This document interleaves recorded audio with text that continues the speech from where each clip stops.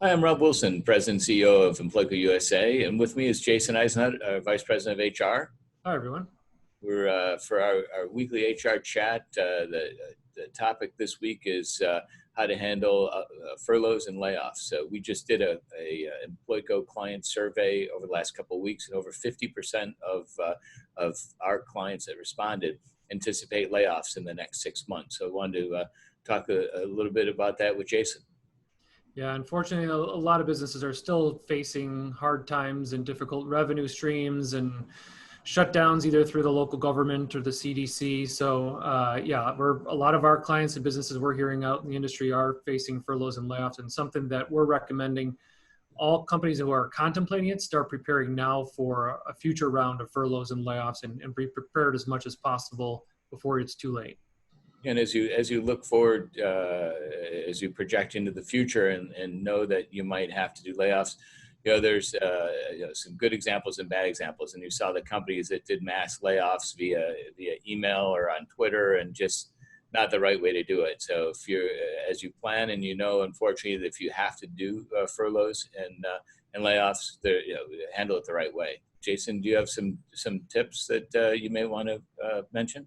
Yeah, absolutely. So if you're needing to do furloughs and layoffs, the best is in person if you can, with social distancing and mask and being safety. But if in person is not an option, still then the next is verbal phone calls. But if you have a mass layoff, maybe you've got 50 plus layoffs or furloughs to handle, keep in mind the WARN Act. So if you have 100 employees or more and you're laying off 50 or more employees at a single site, don't forget that notice requirement that you have to notify employees at least 60 days in advance. But outside of that, probably the first and a consistent message with the first round that we've maybe have all kind of heard through the news. Furloughs are temporary leaves of absence, and typically employees can continue on benefits, and layoffs are the employment has terminated. If the person has benefits, usually that's the COBRA route. And that's a key difference when you look at health insurance as the continuation of health insurance versus having to be put on to COBRA. Yeah, and in COBRA, it's usually 102% in most cases, where there's a 2% admin fee, a COBRA admin fee to administer it. Whereas maybe on furlough, the company's still paying their portion of the healthcare premium, but COBRA is typically at least 100% paid by the employee through maybe an outside COBRA vendor. And we've seen many companies that have unfortunately put employees onto furlough, and have then extended it. So we've had some clients that extended it 3 or 4 times.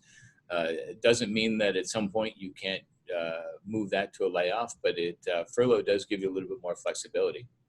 Yeah, and if a furlough does reach the 6-month mark, that's when the Federal WARN Act requires the notification. So even if it's a furlough and you anticipate bringing the person back at month 7, 6 months is the maximum furlough length of time where you don't have to kind of provide that person notification in writing related to the WARN Act. And there's also some typical maximum amount of time that an employee can stay on health insurance on part of a furlough, not being active. Usually that's 3 to 6 months. So when you're getting close to that 6-month mark on furlough, kind of check in with your insurance broker, the WARN Act. Contact us if you have any questions, hr@employco.com. We're here to help. Right. So we're your outsourced HR department. So feel free to contact either of us, Jason Eisenhut or myself. Feel free to contact us anytime. Here to help. Great. Thank you. Thanks.